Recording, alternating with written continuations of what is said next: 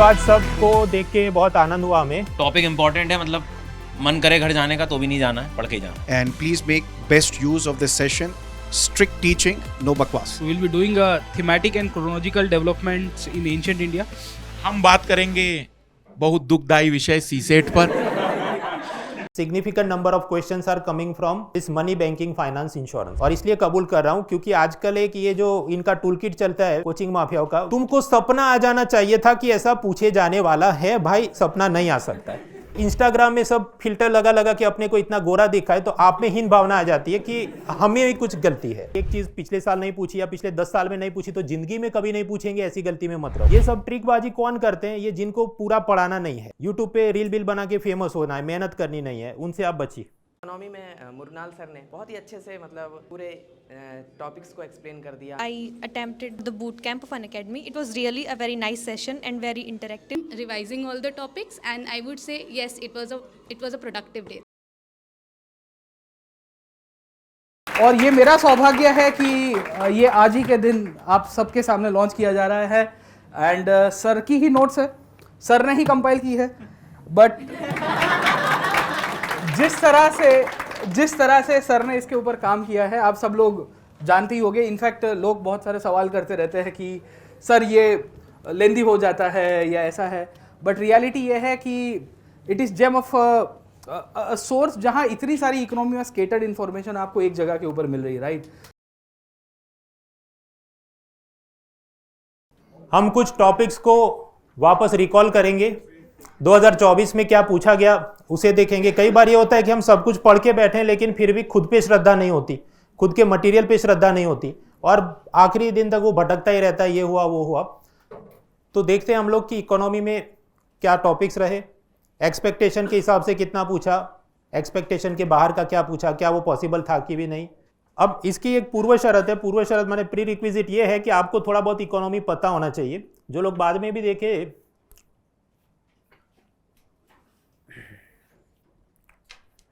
तो need not worry, हम उसे भी समझते रहेंगे। देखिए when we say about economy, कुल मिलाकर इकोनॉमी हम लोग 6 पिलर में पढ़ते हैं। इसमें ये जो पहला पिलर है money banking finance insurance, normally हर साल जितने सवाल आते हैं इकोनॉमी के उसमें significant number of questions are coming from this money banking finance insurance.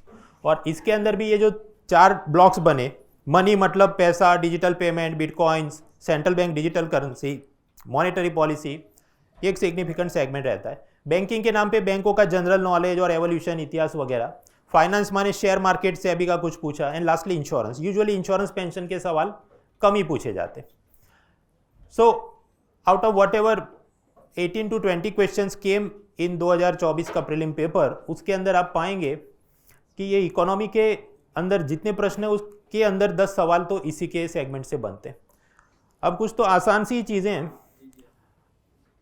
Okay देखिए, हर एक करेंसी नोट पे आप जानते हैं नीचे क्या लिखा होता है, I promise to pay the bearer on demand sum of this many rupees.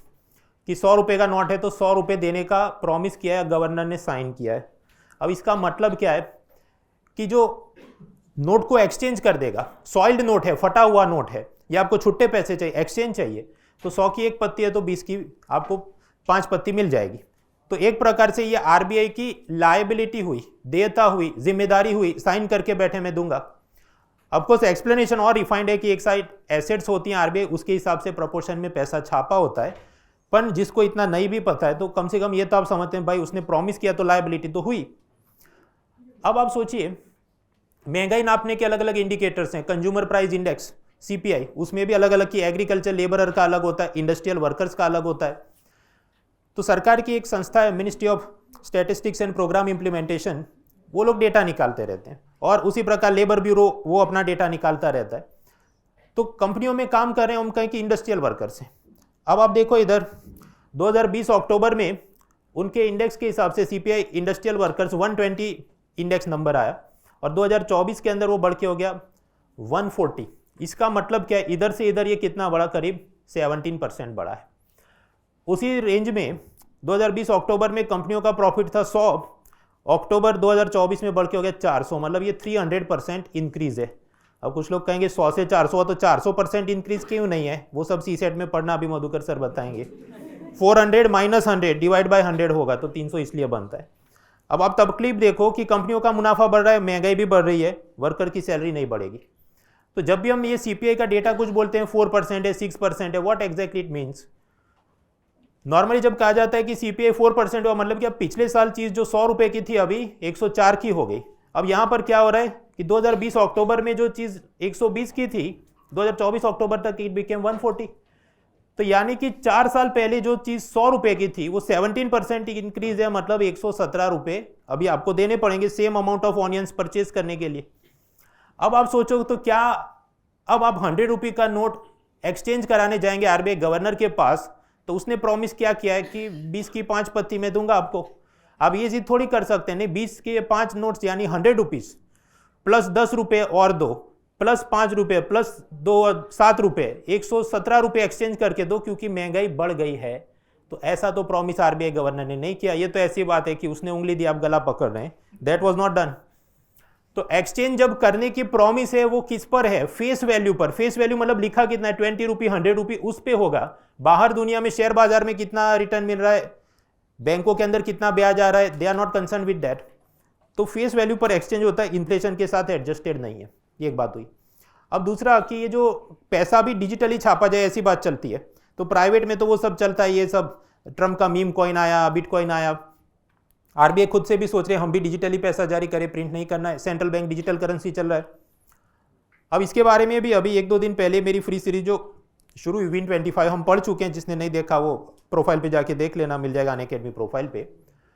वो सब अपडेट सीरीज क्या चलती है, पुराने जो स्टूडेंट्स हैं उनको वापस से कोर्स देखने नहीं पड़े पूरे, उसके वास्ते चलती है और हर साल चलती है, तो अभी भी चल रही है। उसका नेक्स्ट सेशन अभी मंगलवार को होगा अनअकैडमी प्लेटफॉर्म पे, आप देखते रहना। Anyway, so I was talking to you about this currency exchange. Currency exchange के अंदर मैंने क्या बताया आपको, वो एक्सचेंज करेगा पर इन्फ्लेशन से एडजस्ट नहीं करेगा, छुट्टे पैसे ऐसे नहीं मिलते। यूपीएससी ने एक क्वेश्चन पूछा 2024 प्रीलिम में, तो बात यह है कि ये सिंपल अंडरस्टैंडिंग पूछी गई थी। तो क्वेश्चन ऐसे सब निकलते हैं, कई बार हम पढ़ने बैठते हैं अलग ही दिशा में जा रहे हैं। तो जितनी एग्जाम करीब आ रही है, पुराने पेपर्स देखो, बार बार देखो, आपको एक लाइन मिलती है, भाई मैं सही दिशा में जा रहा था, पढ़ रहा था। तो जो यूपीएससी ने क्वेश्चन पूछा, कहाँ से पूछा, अकाउंटेबिलिटी के रूप में टीचर ने पढ़ाया था कि नहीं, और फिर आखिर में हम इस हिसाब से और क्या क्या पढ़ के जाएं, दैट इज द क्वेश्चन। तो ये सेंट्रल बैंक डिजिटल करेंसी का कुछ प्रश्न उसने पूछा कि महंगाई के साथ एडजस्ट करके 5 रुपये और देगा कि नहीं। तो इसका सोर्स क्या होगा? कोचिंग वाले कहेंगे मैंने पढ़ाया था, भाई आपने पढ़ाया था बराबर है, पर यूपीएससी ने क्यों पूछा? क्योंकि कहीं और दिखा होगा उसे, न्यूज़पेपर में दिखा। ये जो सारी चीज़ मैंने आपको बताई, प्रेस इंफॉर्मेशन ब्यूरो में आरबीआई का स्टेटमेंट आया था, पिछले साल जो पिछले साल जो इकोनॉमिक सर्वे आया उसमें सब बातें होंगी। तो क्योंकि वहाँ पर चर्चा थी तो इसलिए पूछा गया। ऑफकोर्स मैंने पढ़ाया था, पर वो तो सिर्फ अकाउंटेबिलिटी के लिए मैंने रखा है, पढ़ा तो ऐसा नहीं किया, वो तो पढ़ाना ही पड़े टीचर ने। सो सम क्वेश्चन, तो इसे मैं कहूँगा एक्सपेक्टेड क्वेश्चन है। जो भी सीरियस है यूपीएससी एग्जाम के बारे में उसने ये पढ़ के जाना चाहिए था, उसको ये टिक करना चाहिए था ना।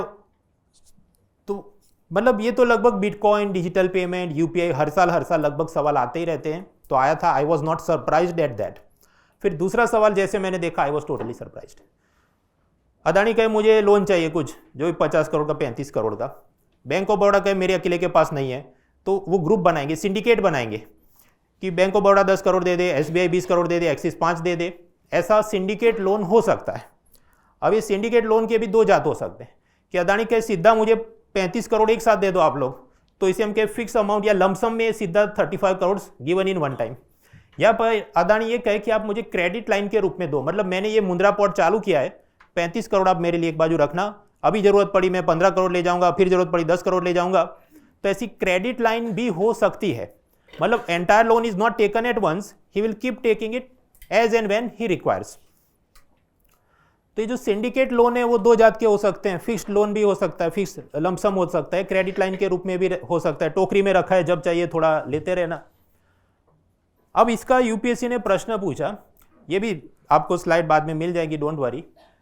प्रश्न की इतना सब हम पढ़ के नहीं जाते थे, लेकिन 2024 प्रीलिम में पूछा उसने, तो मैं कबूल करता हूं मैंने नहीं पढ़ा था, क्योंकि इतना बीकॉम अकाउंटेंसी हम नहीं पढ़ते, पूछने का रिवाज नहीं था।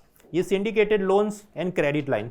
अब प्रश्न ये भी होता है कि ये तो पूछा कहां से, सोर्स मैपिंग भी करना चाहिए। सोर्स मैपिंग इसका क्या, रैंडम वेबसाइट इन्वेस्टोपीडिया पे जाओ, बैंक ऑफ बड़ौदा वगैरह की खुद की वेबसाइट पे उसका टर्म्स कंडीशन पढ़ो, कितने जात के आप लोन देते हैं। तो इतना बारीक पूछने का रिवाज नहीं था, सो इट वाज अनएक्सपेक्टेड। अब आपका इसको देख के अब और कुछ हमको और एक्स्ट्रा पढ़ लेना चाहिए। The return on investment will not so great, बाकी सब्जेक्ट तैयार करो, इसका कोई अंत नहीं है, ऐसा करने बैठो इसका 50 पेज का और मटेरियल डेवलप करने बैठो, क्योंकि हर साल ऐसे सवाल आते भी नहीं बार बार।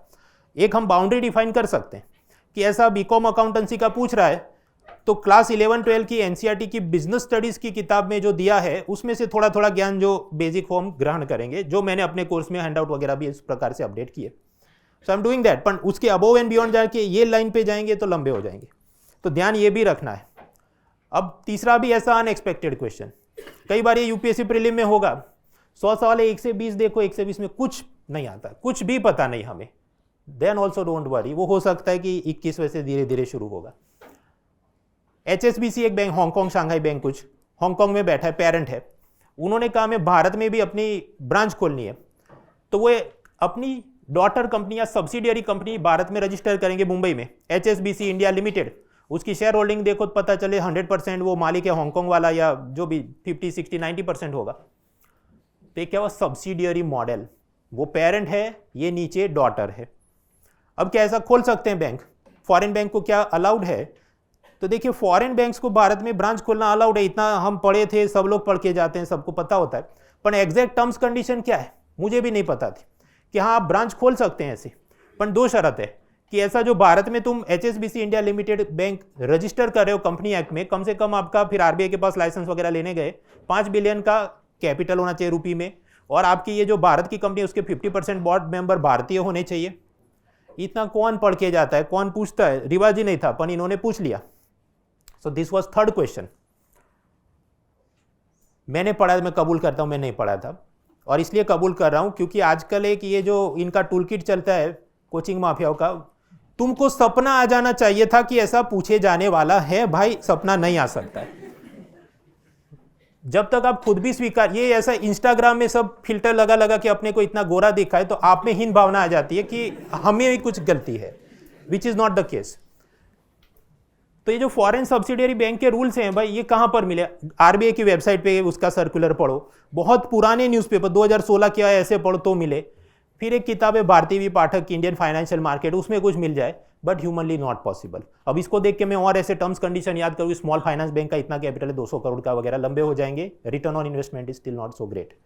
ये ऐसी बात है, हर एक सब्जेक्ट में आपको you have to pick your own battles, कि ये वाली जो हिल है इस पे चढ़ के मुझे शहीद होना है, ये वाली हिल पे मुझे नहीं जाना है। So these are some of this. अब अगर आप आरबीआई ग्रेड बी ऑफिसर की तैयारी कर रहे हैं तो फिर ये सब पढ़ना चाहिए आपको, क्योंकि उसमें और आपके एडवांस आपको चीज़ आए। ऐसा आपको पता है, आप प्रीलिम्स देते हैं, मेंस देते हैं, इंटरव्यू जाते हैं, इंटरव्यू में फेल होते हैं, तो यूपीएससी का नया नियम क्या है, जो इंटरव्यू में फेल हुए बच्चों का डेटा अलग अलग दूसरी संस्थाओं को दिया जाएगा, उसको नौकरी पे लेना है। तो आप जानते हैं गुजरात में है गिफ्ट सिटी, वो सब दुबई जैसा कर रहे हैं, और उसको रेगुलेट करने के लिए IFC कुछ उनकी संस्था बनाई है। उस अथॉरिटी के अंदर जो नौकरियां होती है असिस्टेंट मैनेजर की, वहां पर आपका एक प्रकार से कोटा बन गया है। आपका मतलब सबका जो यूपीएससी के इंटरव्यू स्टेज तक जाते हैं वो अपना नोटिफिकेशन ही इसी तरह से निकालते हैं कि जो इंटरनेशनल फाइनेंशियल सर्विस सेंटर यानी गिफ्ट सिटी है गुजरात के अंदर, उसकी एक अथॉरिटी है, उसका चेयरमैन होता है IAS, और नीचे जो लड़के लेंगे लड़कियां लेंगे वो सीधा मिनिमम एलिजिबिलिटी की यूपीएससी इंटरव्यू स्टेज में पहुंचा वो लोग ही अप्लाई करें। So there is an opportunity, पर वहां पर ये होगा वो सब जाएंगे तो ऐसी सब बातें निकालेंगे।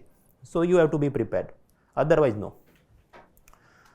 पहला क्वेश्चन एक्सपेक्टेड इजी था, दूसरा सिंडिकेटेड लोन टफ था, तीसरा ये फॉरेन बैंक वाला भी टफ था, चौथा इजियर एक्सपेक्टेड। अमेरिकन सरकार ने लोन लिया जनता से, तो अपने ट्रेजरी बॉन्ड गवर्नमेंट सिक्योरिटी कुछ इश्यू करेगी, आपने इन्वेस्ट किया, प्रिंसिपल इंटरेस्ट वापस आएगा। पर सरकार कभी कुछ गिरवे नहीं रखती कि ट्रंप ये कहे मैंने लोन लिया अब नहीं आया तो मेरा ये व्हाइट हाउस या ओवल ऑफिस का कुर्सी आप ले जाना, he is not pledging anything. जबकि विजय माल्या ने जो लोन लिया हो तो उसमें प्लेज किया होगा कि मेरा एयरपोर्ट या एयरक्राफ्ट आप मेरा ले लेना अगर मैं लोन ना चुका हूं। तो लोन 2 जात के हो गए, सिक्योर्ड लोन्स या ऐसे लोन जहां पर कुछ कोलेटरल गिरवी रखा है, सामने ऐसे हैं जहां पर कुछ नहीं रखा है, ये तो आप विश्वास से लोन दे रहे हैं सरकार को, चाहे अमेरिकी सरकार है भारत सरकार है। यानी कि अगर कोई सरकार डिफॉल्ट कर दे, दिवालियापन दिखा दे, नाइजीरिया सोमालिया कोई, तो आप उससे कुछ रिकवर कर नहीं सकते क्योंकि उन्होंने कुछ गिरवी रखा ही नहीं कागज पे। इसका प्रश्न है आसान एक्सपेक्टेड, ये तो चीज थी, इसे कर सकते थे। एनीवे सो ये जो थर्ड या फोर्थ जो भी क्वेश्चन यूएस बॉन्ड के बारे में पूछा, बेसिक सवाल था, पूछा तो क्यों पूछा होगा? सोर्स मैपिंग करने बैठे तो एनसीईआरटी के अंदर बिजनेस स्टडीज क्लास 11-12 उसके अंदर दिया है ऐसा सब बातें कि बॉन्ड्स के अलग अलग जात होते हैं, ये एक जात का होता है। एडवांस बुक्स में भी आप पढ़ सकते हैं, पर उसकी जरूरत नहीं क्योंकि एनसीईआरटी में जब तक आ जाए तो खेल खत्म। तो जो लोग तैयारी कर रहे हैं, ऑफकोर्स मेरे कोर्स में तो होता है कंटेंट, ये सब मैंने अपडेट भी किया है, वो तो पहले से ही था, ये तो बेसिक थियरी। पर suppose if you are not joining any course any coaching, don't worry, class 11-12 NCERT business study सुकून से पढ़ना, सारे टॉपिक नहीं पढ़ने पर बेसिक चीज़ें आपको पता होनी चाहिए। और ये तो मैंने भी पढ़ा था, सब टीचर ने इतना तो पढ़ा ही होगा। फिर एक साथ लाइन में 3-4 सवाल आ गए, ये सब फाइनेंशियल मार्केट और इंस्ट्रूमेंट के। आपको 1 साल से कम के लिए लोन चाहिए, आप मनी मार्केट में जाते हैं, treasury bill, cash management bill, ways means advances, commercial paper, CBLO, बहुत सारी चीज़ होती है। लॉन्ग टर्म 1 साल है, उससे ज़्यादा के लिए आपको लोन चाहिए, आप कैपिटल मार्केट में जाते हैं, उधर अपने कंपनी के बॉन्ड्स हैं, इक्विटी यानी शेयर्स हैं। स्टेट गवर्नमेंट है तो अपने स्टेट डेवलपमेंट लोन्स के बॉन्ड्स इशू करेंगे, भारत सरकार है जिसे गवर्नमेंट सिक्योरिटी इशू करेगी, बहुत सारे इंस्ट्रूमेंट होते हैं। अब आप देखना लाइन से सवाल आए। एक तो सिंपल पूछा कि CBLO क्या है, collateral borrowing and lending obligation, तो वो किधर पड़ेगा? मनी मार्केट में पड़ेगा, जो अभी हमने देखा। देखिए स्लाइड ज़्यादा तेज़ी से चले, डू नॉट बी ओवरवेल्म्ड, ये आपको मिल जाएंगी। एक एक चीज़ें हम पढ़ने भी बैठे तो भी आपका पूरा टाइम चला जाएगा, दूसरे टीचर्स को भी अपने टॉपिक्स पढ़ाने, और ये कोई इतने दमदार टॉपिक हैं भी नहीं।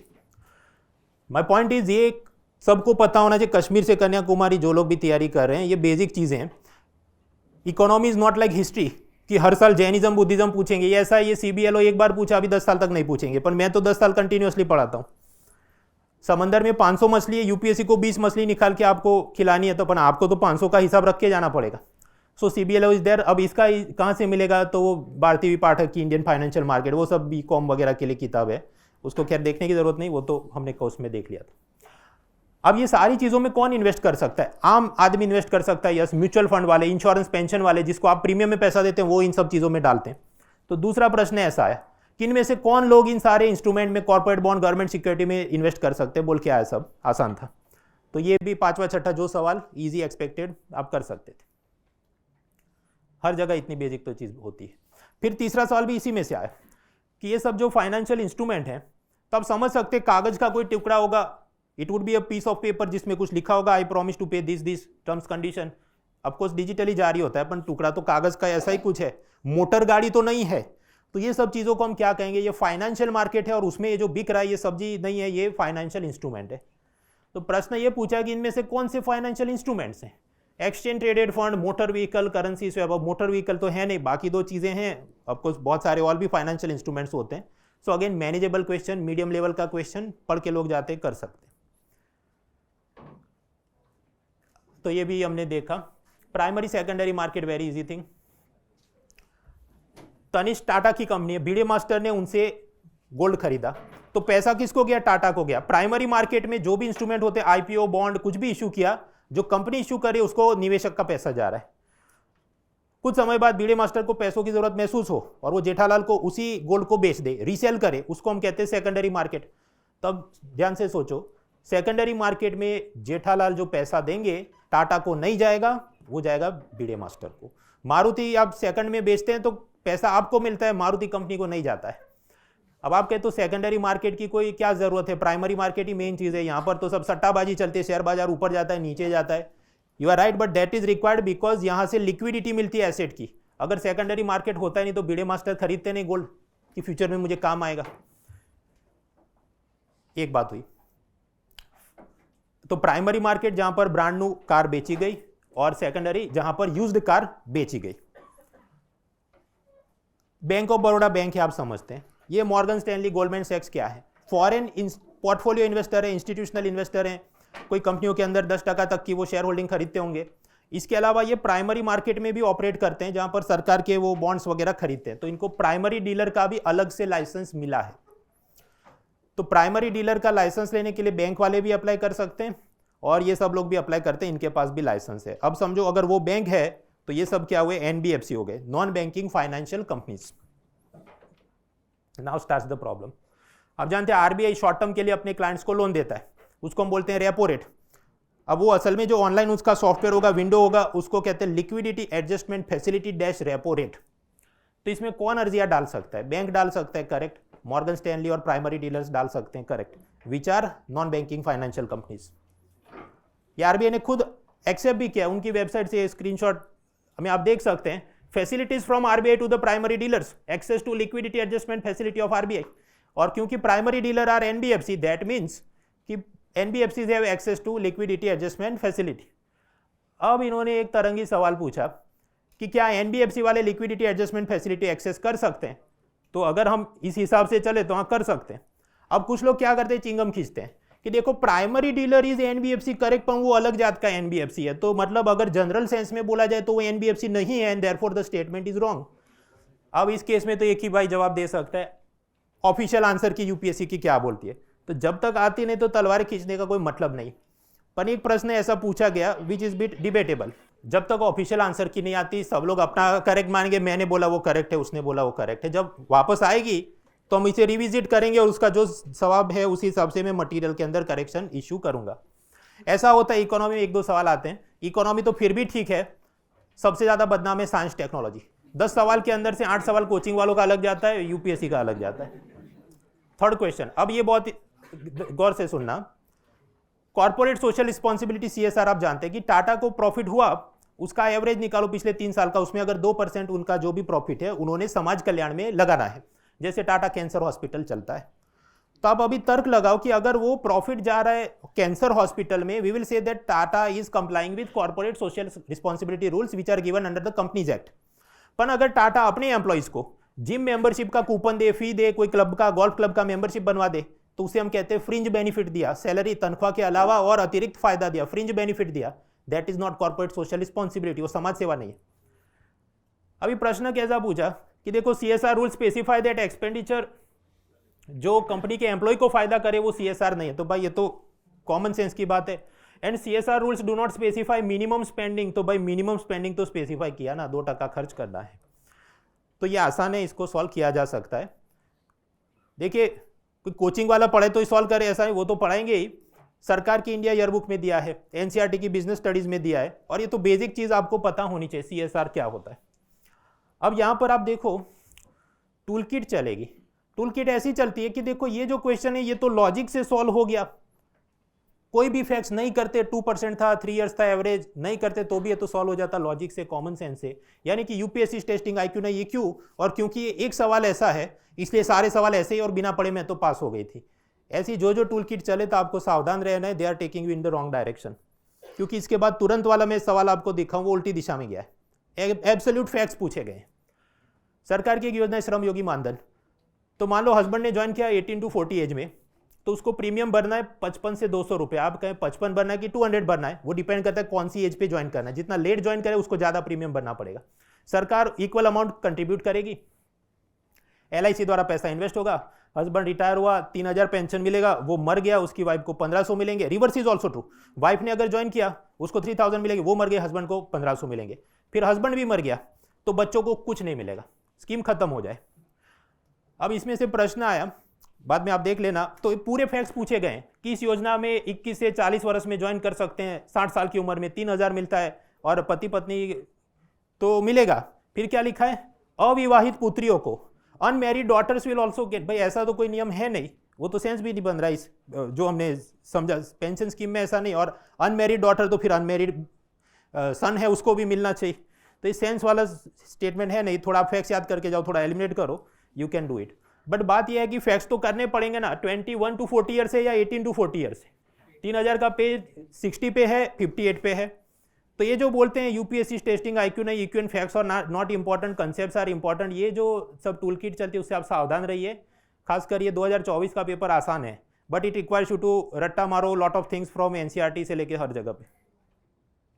टूल किट ये चलाते हैं इनको क्योंकि 10-20 घंटे में पढ़ा देना है कोर्स, जल्दी जल्दी बैचेस लॉन्च करने हैं, नया कस्टमर है, नया पैसा मिले, ये सबसे आप बचिए।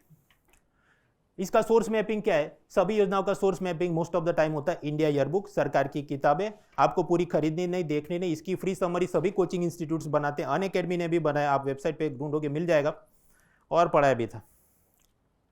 तो देखिए ये जो पहला पिलर हमने शुरुआत की तो लगभग 20 मिनट तो इसी में चले गए, वाई, क्योंकि मैं आपको बता रहा हूँ सबसे ज़्यादा सवाल जो इकोनॉमी के अंदर आते हैं उसमें से सबसे ज़्यादा सवाल इधर से आते हैं। तो जब मैं अपने कोर्स के अंदर भी मान लो 3 महीने है तो 1 महीना तो यही चलता है, मनी, बैंकिंग, फाइनेंस, इंश्योरेंस। कुछ लोग कि तुम इसी में क्यों ज़्यादा टाइम स्पेंड करो, because of this reason only. मैं आपको 500 चीज़ पढ़ाऊंगा तो हो सकता है 5 चीज़ पूछी जाए, उसके अंदर से हो सकता है 3 सॉल्व हो सके, 2 में आप कॉमन सेंस लगाइए, एक तो 2 तो छोड़ ही देनी पड़े, ये सब्सिडियरी बैंक का मॉडल और वो सब जो पूछ लिया उसने, सिंडिकेटेड लोन। सो 2024 के अंदर क्या हुआ, पहले पिलर में से ये 10 सवाल समझो, उसमें भी हम देखे, पहला तो सवाल सबको करना था, ई रूपी इन्फ्लेशन एडजस्ट, फॉरेन बैंक्स वाला हिट एंड मिस था, सिंडिकेटेड लैंडिंग नहीं पड़ा था, ट्रेजरी बॉन्ड आसान था, कॉर्पोरेट बॉन्ड्स ये भी आसान था, CSR बहुत आसान था, ETF फाइनेंशियल इंस्ट्रूमेंट है वो भी आसान था, CBLO थोड़ा रटना काम आगे, पर मनी मार्केट के इंस्ट्रूमेंट पता होने चाहिए, LF वाला वो NBFC उसमें जा सकता है कि नहीं डिबेटेबल है, आंसर क्या है तब वेट करना है, श्रम योगी वाला भी रट के जाओ तो आसानी है। तो manageable, most of the question manageable, 10 के अंदर ऐसे हैं कि 5-6 तो कर ही सके आदमी, इतने नहीं हो रहे हैं then you have to reflect कि मैं गलत दिशा में जा रहा हूँ, बिकॉज बाकी सब्जेक्ट में इतना खींच के लाना मुश्किल हो जाता है कि आप ये हिस्ट्री में मैं इतने ला दूंगा फिर तो कहाँ भाई। This is one thing.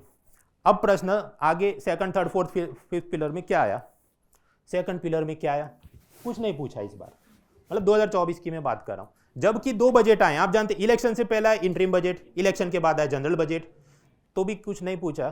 तो ये होता है, और ये ऐसा नहीं कि इस बार ही हुआ, यूजुअली दैट हैपन्स, मैक्सिमम खींच के पूछते हैं, 1 या 2 सवाल आते हैं, कुछ बार अपना नसीब अच्छा हो तो सिंपल सवाल आते हैं कि पार्ट्स ऑफ द बजट में कैपिटल एक्सपेंडिचर है कि नहीं, रेवेन्यू एक्सपेंडिचर है कि नहीं, कुछ बार वो ब्लैक मनी के एक 1 लाइनर टाइप के सवाल पूछ लेते हैं कि ये वोडाफोन वाला जो इनडायरेक्ट टैक्स के बारे में कुछ पूछे, आपकी रेट्रोस्पेक्टिव टैक्स के बारे में पूछे, कुछ बार बेस इरोजन, प्रॉफिट शिफ्टिंग के बारे में पूछे वगैरह।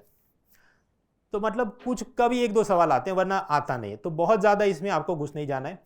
लेकिन इकोनॉमिक सर्वे वगैरह के ऑब्जर्वेशन, सजेशन वो मेंस के लिए उपयोगी होते हैं। तो अभी क्योंकि कुछ दिन यही चलेगा, बजट बजट बजट, एक हद से ज़्यादा उसमें दिमाग नहीं लगाना है। थर्ड पिलर मतलब balance of payment, international trade वगैरह।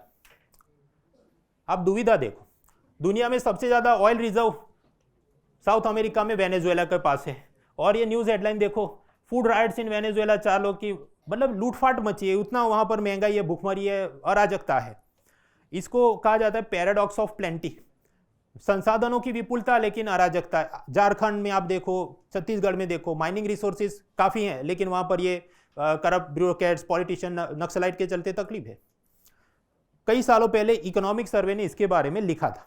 अब यूपीएससी ने प्रश्न कैसा पूछा, सिंपल है जिसको पता हो तो, कि हाल ही में वेनेजुएला ने अपने आर्थिक संकट से तेजी से मुक्ति कर ली है और सफल हो गया है, और दूसरे देशों में जो पलायन प्रवास हो रहा था वो भी रोकने में सफल हो गया है। और दूसरा स्टेटमेंट कि Venezuela has world's largest oil reserves, Venezuela के पास विश्व के सबसे बड़े तेल भंडार है। तो इतनी थियरी तो खैर आपको फिर भी पता होना चाहिए, वेनेजुएला के पास बहुत ऑयल है। ये वाला सवाल ऐसा, इसको 2-3 तरह से अटैक किया जा सकता था। अगर आप न्यूज़पेपर पढ़ते हैं, उसमें यूजुअली लोग क्या करते हैं, इंटरनेशनल वाले कॉलम में भारत के साथ जुड़ा है तो देखते हैं, वरना बहुत ध्यान नहीं देते। यू शुड कीप एन आई। हम आगे भी सवाल पूछेंगे। अब जैसे आपको पता है कि जापान, कोरिया में लोग शादियां कम कर रहे हैं, बच्चे कम पैदा हो रहे हैं, but similar problem is also there in Italy. पर इतना हर बार नहीं आता, कभी कभी आता है, तो देखा हो तो सॉल्व हो सकता है। दूसरा, इसका अटैक ऐसे हो सकता है कि अब जैसे 2016-17 में इकोनॉमिक सर्वे ने लिखा होगा, वहां पर ऑब्जर्वेशन थे, अब इतना पुराना पढ़ के जा नहीं सकते। टीचर आपको बोल सकता है इकोनॉमिक सर्वे से आया, तो वो उसका रोमांटिसिज्म है, उसको प्यार है, वो 10 साल से पढ़ा है तो उसको सब याद होगा, आपको याद हो जरूरी नहीं है। But therefore reading of newspaper is important. देखते रहिए। खैर आपने पढ़ा, मैंने पढ़ा था, क्योंकि इकोनॉमिक सर्वे के ऑब्जर्वेशन ये सब हम पढ़ते हैं, वरना न्यूज़पेपर में भी चीज़ आती रहती है। कुछ लोगों के लिए आसान होगा, 2-3 अटेम्प्ट दे रहे हैं, पढ़ रहे हैं, अदरवाइज कुछ लोग को मुश्किल भी लगे। अब यहाँ पर भी एक चीज़ ये हुई कि जो थर्ड पिलर है, international trade, balance of payment, normally यहाँ सवाल कैसे आता था कि रुपया और डॉलर का एक्सचेंज रेट क्या चलता है, आगे पीछे ऐसे प्रश्न आते थे, हर साल आते थे, लेकिन 2024 में नहीं आया। उसी तरह ये पिलर 1 है, उसमें ये महंगाई बढ़े तो आरबीआई ने रेपो रेट बढ़ाना चाहिए, मनी सप्लाई का ये वो करना चाहिए, ऐसे भी सवाल हर साल आते थे, 2024 में नहीं आए। तो कुछ चीज़ें अनएक्सपेक्टेड लाइन में गई, but other than that nothing greatly surprising कि भाई ये पूछा और वो नहीं पूछा। Next is sectors of economy, agriculture, manufacturing, service sector, GDP, inflation, macro economic indicators, ये सब हम पढ़ते हैं। बैक्टीरिया का डीएनए कॉटन के प्लांट में मिला दो तो फिर बन जाए बीटी कॉटन। अब इसको कोई इंसेक्ट खाएगा, वो उसके पेट में जहर लग जाएगा, वो मर जाएगा। तो ये क्या, जेनेटिकली मॉडिफाइड क्रॉप्स। हाइब्रिड नहीं है। हाइब्रिड कैसा होता, कॉटन की एक वैरायटी, कॉटन की दूसरी वैरायटी, मदर फादर, और फिर आपने नया कॉटन बनाया हाइब्रिड। यहाँ पर कॉटन है और बैक्टीरिया कुछ और ही जात की चीज़ उसमें डाली गई। हाँ, तो भारत में क्या है, क्या सारे जीएम क्रॉप अलाउड है? जवाब है नहीं। उसके में एक जीएसी नाम की कमिटी है, वो रेकमेंड करती है, उसके बाद एनवायरनमेंट मिनिस्ट्री फाइनल अप्रूवल देती है, तो उसकी खेती बाड़ी हो सकती है। बीटी कॉटन तो अप्रूव्ड है, आप जानते हैं। बीटी ब्रिंजल में ऐसा है, कमिटी ने बोला हाँ मिनिस्ट्री का सब डबल ढोल की टाइप का चलता है। मस्टर्ड का भी ऐसा है, और भी बहुत सारी चीज़ का। कभी हाँ बोलते हैं, फिर एनवायरनमेंट एक्टिविस्ट कहीं चले जाए तो फिर वो उसको ना बोलते हैं, वगैरह वगैरह। So yes, there is a law which prevents कि जीएम क्रॉप भारत में लगा सकते हैं कि नहीं। दूसरा सवाल, क्या अमेरिका से खाने पीने की चीज़ इंपोर्ट कर सकते हैं कि नहीं? हाँ तो भाई कर ही सकते हैं, ज़्यादातर कर ही सकते हैं। एक दो चीज़ ही बैंड है, और वो है पोल्ट्री। मुर्गियों को इसलिए परमिशन नहीं कि सरकार का ऐसा सोचना है वो इधर आएगा तो अपने जो पोल्ट्री फार्मर का बहुत नुकसान हो जाएगा, क्योंकि उनका सस्ता होता है। हालांकि जस्टिफाई करने के लिए बैन वो क्या बोलते हैं कि ये जो अमेरिकन पोल्ट्री भारत में आएगी तो एवियन इन्फ्लुएंजा हो जाएगा, इसका खतरा, इसलिए हमने बैन किया है। But other than that, except this thing, इस अपवाद को छोड़ दें तो बाकी तो सब वहाँ से कैलिफोर्निया के ऑरेंज भी मंगवा के खाते होंगे, एप्पल्स भी खाते होंगे, करेक्ट है। बस तो सवाल ऐसा आया, India does not import apples from USA, तो गलत है ना भाई, इंपोर्ट तो करता है। फिर दूसरा स्टेटमेंट कि भारत में एक कानून है जिससे जीएम क्रॉप को अनुमति के बिना नहीं लगा सकते। हाँ तो करेक्ट, सिंपल प्रश्न था। हाँ तो ये ऐसा प्रश्न है, इसमें 50% थियरी 50% करंट जात का गया। ऑफ कोर्स मैंने पढ़ा था, मैंने ना भी, मतलब कोचिंग वाले तो क्लेम करेंगे मैंने ये पढ़ा था, देखो स्क्रीनशॉट वगैरह। आपको इसमें समझ ये लेनी है कि ठीक है कुछ चीज़ें न्यूज़पेपर में चलती रहती हैं, कुछ कंटेम्पररी इश्यूज हैं, and we have to do them. ये ऐसी चीज़ें हैं, समझो ये 1 साल का करंट अफेयर्स नहीं, 2, 3, 5 साल पुरानी चीज़ भी वो पूछते हैं। तो आप ये जो लग जाते हैं PT 70, 85 और ये वो करेंगे, उसका return on investment is not so great. कोई मुझे बिजनेस राइवलरी किया है किसी से इनसिक्योर, इसलिए मैं नहीं बोला। आप खुद 3 अटेम्प्ट दे दो, आपको पता चल जाएगा। वो बहुत मेहनत करो तो भी उसमें निकल से कम ही चीज़ आती। आगे एक स्वामित्व योजना, अभी मोदी जी ने सबको प्रॉपर्टी कार्ड दिया, बेसिकली ड्रोन से सर्वे किया, जमीन का प्रॉपर्टी कार्ड दे दिया। अब वो ऐसे जो डॉक्यूमेंट या आपको जमीन दस्तावेज मिला, अलग अलग भाषा में ट्रांसलेट हो सकता है, इसका खर्चा यूनियन गवर्नमेंट उठाती है, स्टेट को पैसा नहीं देना है। ऐसे ये सब लैंड रिकॉर्ड मॉडर्नाइजेशन प्रोग्राम है। प्रश्न पूछा लिटिल टफ था, क्योंकि उसमें एक स्टेटमेंट क्या, under this scheme cadastral maps are digitised. इस योजना के तहत भू संपत्ति मानचित्र डिजिटल किए जाते हैं। अब वो तो बराबर, पर कैडेस्ट्रल मैप क्या होता है, अब शायद ज्योग्राफी ऑप्शनल वाले को पता हो, बाकी सब लोग को इतना ना पता हो, तो थोड़ा वो इस कारण से टफ हो जाता है। हालांकि जितनी योजना मैंने आपको बताया, most of the time yearbook में से वो कॉपी किया होता है, पूछा गया। मैं इसमें मानता हूँ कि मैंने 50% ही पढ़ाया था, क्योंकि कैडेस्ट्रल मैप्स क्या है ना, मैंने वहाँ पर इतना हम गए नहीं थे, क्योंकि इतना बारीक वो पूछते नहीं थे। तो ये एक लेसन है आपके लिए भी, मेरे लिए भी, कि हम जो योजना पढ़े तो फैक्ट्स थोड़े और आराम से पढ़ने चाहिए, कि ये बहुत टेक्निकल है इसलिए नहीं पूछेंगे, ऐसी अपनी जो सामान्य धारणा होती है आजकल ये उल्टी दिशा में जा रहा है। क्या अमेरिका से हम लोग न्यूक्लियर मटेरियल खरीद सकते हैं या वो हमको बेच सकते हैं? उसके लिए आप जानते हैं कि न्यूक्लियर सप्लायर ग्रुप है, या तो आपको उसका मेंबर बनना पड़े या उनसे अनुमति लेनी पड़े। अभी भारत मेंबर नहीं है, पर वो जॉर्ज बुश के ज़माने में अपनी दोस्ती थी तो उन्होंने अपने को परमिशन दिलवा दी। Okay correct. अब आप सोचो कि क्या गेहूं चावल इंपोर्ट एक्सपोर्ट करने का भी ऐसा कोई ग्रुप होगा? हो सकता है, लेकिन क्या उसमें मंजूरी लेनी पड़े भाई गेहूं चावल एक्सपोर्ट करना है? ऐसा तो कोई बात थोड़ी मानने वाला है। तो ऐसा प्रश्न पूछा गया कि India is a member of international grain council. हाँ ऐसा ग्रेन काउंसिल है। फिर क्या लिखा है कि चावल और गेहूं के निर्यात या आयात के लिए किसी देश का इसका मेंबर बनना जरूरी है। तो ऐसा तो जरूरी है नहीं कोई, और अगर होता भी तो कोई बात उसकी मानता नहीं, क्योंकि न्यूक्लियर जैसी ये चीज है नहीं। सोर्स मैपिंग हम करें, इंडिया ईयरबुक के अंदर से इन्होंने निकाला, वहां पर ये सब एग्रीकल्चर चैप्टर में कहीं दिया होता है। ऑफकोर्स मैंने पढ़ा था वो सब क्या कि हैंडआउट में छोटे छोटे फैक्ट्स रहते हैं। मेरे कोर्स के अंदर पावर पॉइंट अलग होता है, हैंडआउट अलग होता है, तो हैंडआउट भी आराम से पढ़ लिया करो। कुछ लोग ये कि बहुत फैक्ट दे दिया ये वो, भाई तो पूछती भी तो है यूपीएससी, आप क्या चाहते हैं कि कुछ पढ़ाई नहीं आदमी और ऐसे फील लेता रहे, तो वो अपना काम नहीं है। बट ये some things are asked. However I accept कि हर एक के लिए इतना सब मेमोराइज करना मुश्किल है, बट ऐसे भी प्रश्न आते हैं। Then come sectors of economy, agriculture कुछ देखा, मैन्युफैक्चरिंग सर्विस में क्या पूछा, सिंपल क्लासिफिकेशन आ रहे हैं। प्राइमरी बराबर, तो जो नेचुरल रिसोर्सेज खेती बाड़ी है, ये सब फॉरेस्ट्री, जंगल काट दिया आपने, माइनिंग किया। सेकेंडरी मैन्युफैक्चरिंग, ये टेक्सटाइल जूते कर लिए। सर्विस सेक्टर भी क्या, कॉल सेंटर, IT ये सब आता है। एडवर्टाइजमेंट, मीडिया, रिटेल ये जो सर्विसेज हैं, ई कॉमर्स। अब वेयरहाउस सोचो, आपके वेयरहाउस मतलब मकान है, वो मकान तो है अपन उसके अंदर वो सर्विस प्रोवाइड कर रहा है भंडारण की, स्टोरेज की, so it is tertiary activity. अब क्लासिफिकेशन उसने पूछा कि match the following, dairy farm क्या है, मिनरल एक्सप्लोरेशन वगैरह।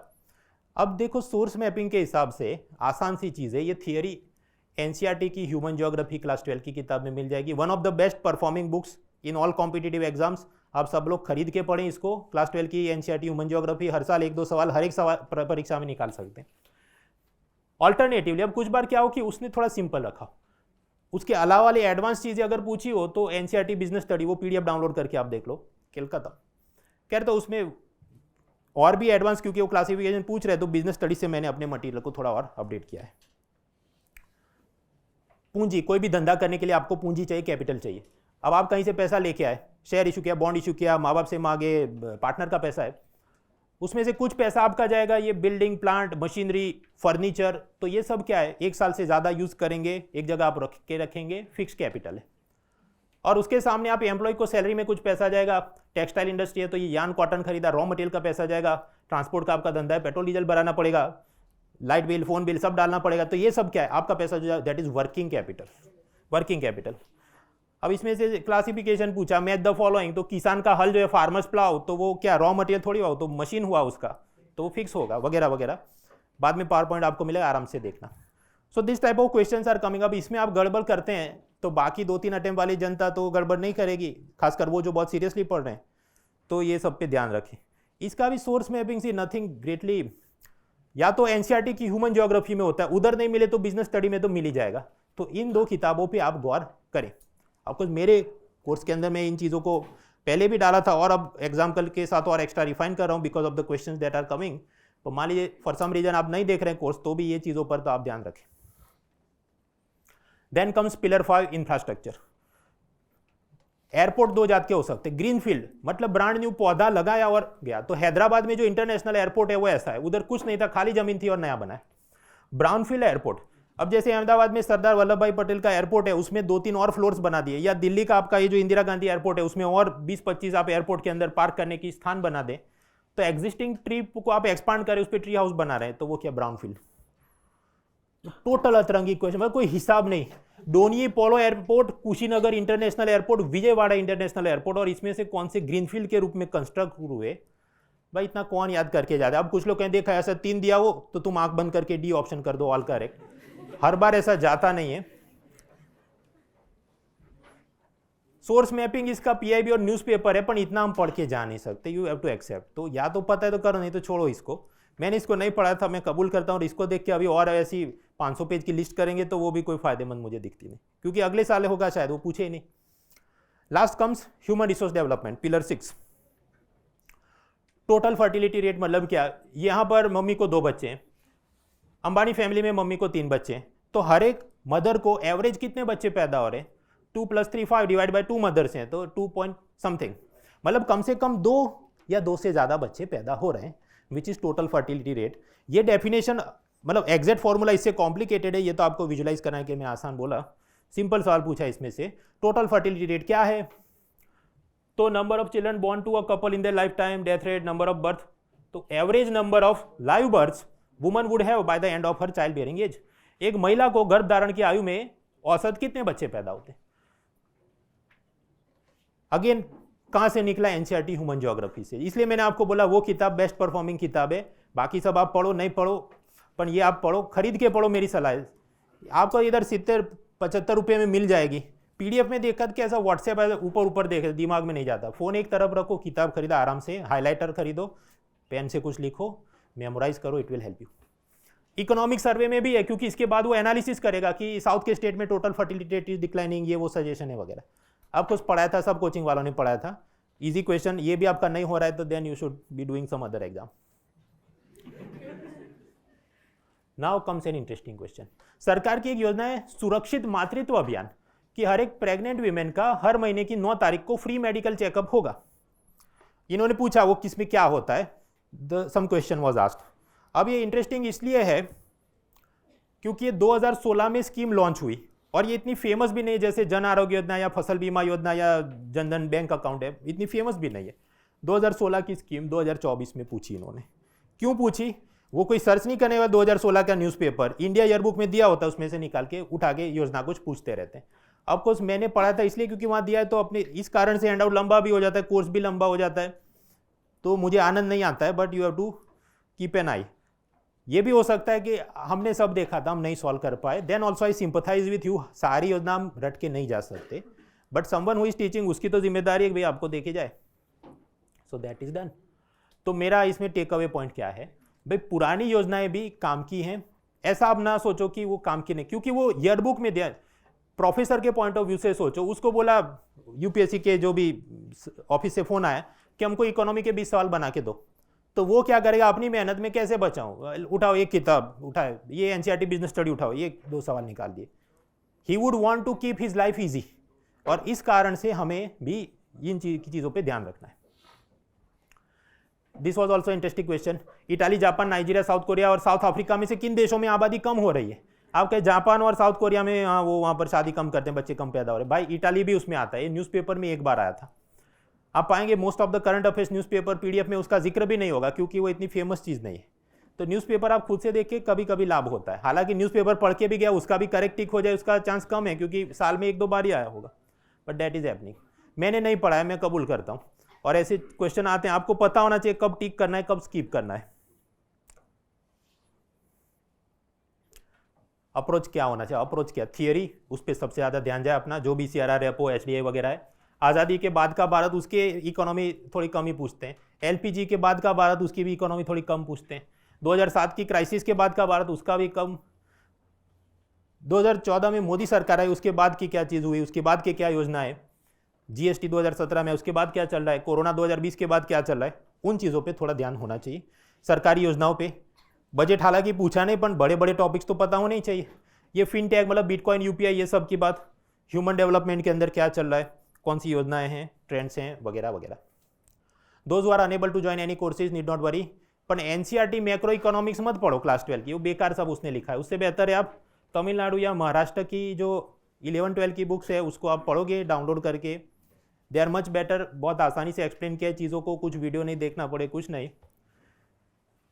अब आपके 2 में से एक तुम फाइनल बोलो, तमिलनाडु देखना है कि महाराष्ट्र देखना है, देन महाराष्ट्र इज बेटर, क्योंकि वहाँ पर उसने क्या कलरफुल ग्राफिक्स और हेडिंग उसके कलरफुल। उसमें भी सारे चैप्टर नहीं, ये इतने ही चैप्टर, ये बाद में स्लाइड आपको मिल जाएगी, इतने ही 5-6 चैप्टर आपको देखने, तो ज़्यादातर आपकी फाउंडेशन हो जाती है। अब वो बराबर है, पर उसके बाद ये जो भी UPI, CBDC और सब चलता है, करंट अफेयर्स क्या, तो मेरी सीरीज चलती है हर साल में, जो करता हूँ Win 24, Win 25 वगैरह चलती है। अब जिसने कोई भी कोर्स देखा नहीं, तो फिर कम से कम 2 साल के ऐसे फ्री आप करंट अफेयर्स देखो, तो काफ़ी कुछ आपको उसमें से मिल जाएगा। बाकी किताबों में ज़्यादा टाइम वेस्ट ना करो। अब जैसे ये 10 सवाल आए मनी, बैंकिंग, फाइनेंस, इंश्योरेंस के, उसमें ज़्यादातर आपके सॉल्व हो जाएंगे ये किताब से, Indian financial system by Bharati Pathak. पर इसका नुकसान क्या है, it is main for like RBI grade B officer वगैरह के लिए वो है, हमारे लिए नहीं। अब वो किताब ही खुद के अंदर 800 पेज की होगी, उतना याद करने के बाकी आपका रह जाए। बहुत सारी चीज़ें तो एब्सोल्यूट टेक्निकल चीज़ें हैं जो अपने काम की नहीं। ये मिश्रापुरी, दत्त समुद्रम वगैरह में तकलीफ है, बहुत पुराने समय में लिखी थी, फिर वो सिर्फ बजट और इंपोर्ट एक्सपोर्ट वगैरह डेटा कुछ अपडेट होते हैं, तो return on investment not so great. Mains के लिए ये सब किताबें पढ़ सकते हैं। रघुराम राजन की एक है ब्रेकिंग द मोल्ड, ये इंडियन माफ कीजिए द हिंदू वाले हर साल अपने बेस्ट कॉलम्स की एक किताब निकालते हैं, जब आए तो वो खरीद के पढ़ लेना, 200-300 की आती है, उनकी वेबसाइट से मिलती है। खैर अभी तो पुराना तो गया, अभी 2024 के बेस्ट एडिटोरियल्स की किताब 2025 में वो निकालेंगे, उसको आराम से पढ़ना, मीन्स में उपयोगी, सारे सब्जेक्ट के सारे वो कॉलम अच्छे उसमें दिए होते हैं। हेल्प्स इन निबंध एंड GS पेपर्स। इकोनॉमी में गलती क्या करनी, डेली कमेंट्री सब देखना जरूरी नहीं, एनुअल डेटा सेंट और उसमें थोड़ा ट्रेंड बहुत पता हो तो काफ़ी। अलग से इकोनॉमिक टाइम्स या बिजनेस लाइन कोई न्यूज़पेपर नहीं देखना। द हिंदू, इंडियन एक्सप्रेस, 2 में से भी एक जो आप देख रहे हैं उसे देखो, श्रद्धा होनी चाहिए। बजट काम का है, पर 100 सवाल उसमें से नहीं निकलते। One swallow does not make a summer. कोई एक चीज़ पिछले साल नहीं पूछी या पिछले 10 साल में नहीं पूछी तो जिंदगी में कभी नहीं पूछेंगे, ऐसी गलती में मत रहो। ये सब ट्रिकबाजी कौन करते हैं, ये जिनको पूरा पढ़ाना नहीं है, यूट्यूब पे रील बिल बना के फेमस होना है, मेहनत करनी नहीं है, उनसे आप बचिए।